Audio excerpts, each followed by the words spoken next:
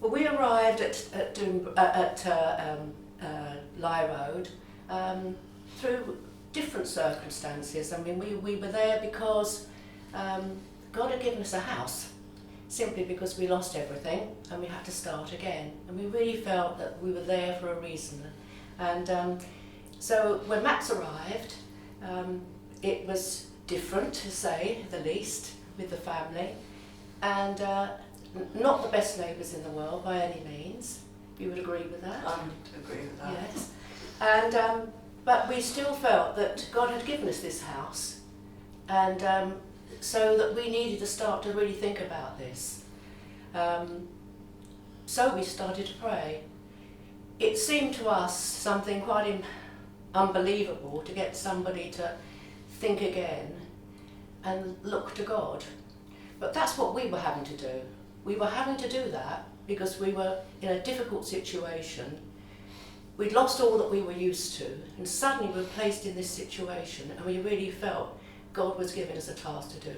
And we felt that task was definitely Max and the family.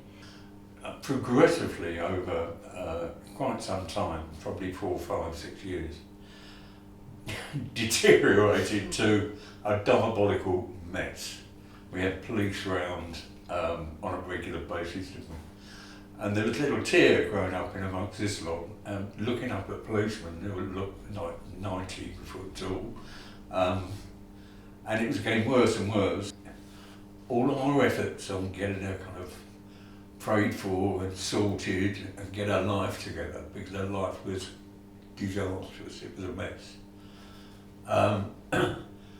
And eventually she kind of knuckled down, gave up the drugs, gave up the booze, gave up the men, which she's got a terrible choice in men. And suddenly she was transformed, almost to the extent that you couldn't believe it. You know, it just couldn't have happened. When I moved in there, I never gave any consideration to neighbours at all. You know, what I was up to. You know, I mean, one time I think they even blocked the road with all the police cars and everything and rented our houses.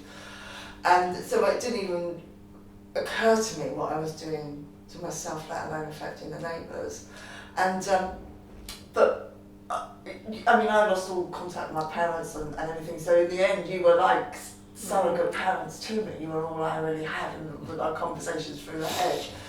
But we used to get terribly excited because we used to know she was going off to church. I used to say, "Okay, she's gone," and you'd see Tia get in the car with you, and it was always the same time. And I knew they were coming here for the 10 o'clock service, and I used to get so excited. And I used to pray again. It was really exciting. And the lovely thing about it is that you when you do all that praying, I think it's wonderful, because in the end, you know God has a purpose for you. In all the mess, there's still this purpose, and that was so encouraging, I can't tell you, and it spurs you on for the next. Actually look at things in a different way sometimes and think to yourself, now what does God want me to do in this situation?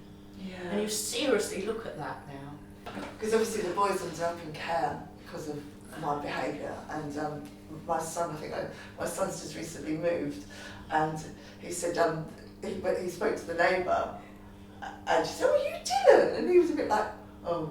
He said, "Yeah." She said, "Oh, we used to live near you and your mum." I held him, and he said his face just dropped. He's like, "Oh no, what? How awful! I've just started this new house and I can remember what my mum was like, you know." But he said, "Oh, she's doing really well. She's sort of turned her life around, and she's found God, and she works at the church now." And he said, "I'm so proud of you, Mum." Isn't that lovely? Tear-jerking, that is. Yeah. So when you hear the whole circle come round, It's phenomenal. It's phenomenal, really. But I can remember when I got a letter from social services, because the school was right opposite, and saying that that they were concerned that I was leaving my children on home on my own. On their own, well, I was, and that they got social services involved, and it wasn't shortly after that the boys were taken off me,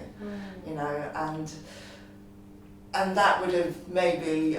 I thought that would have been the point that I'd turned my life around, but it just made me even worse, I think, for quite a few years, until I sort of really did hit rock bottom, I think, and managed to sort of get myself out of the mess that I was in. But, you know, and I had, when I was baptised, the lady who worked at the receptionist at she was there. Stockton Yeah, School, that's right. she came up and said, "Oh, I've been praying for you." And I thought, "Oh yeah, I know people have been Yes. praying for me because I've been baptised." She said, "No, we're going for years."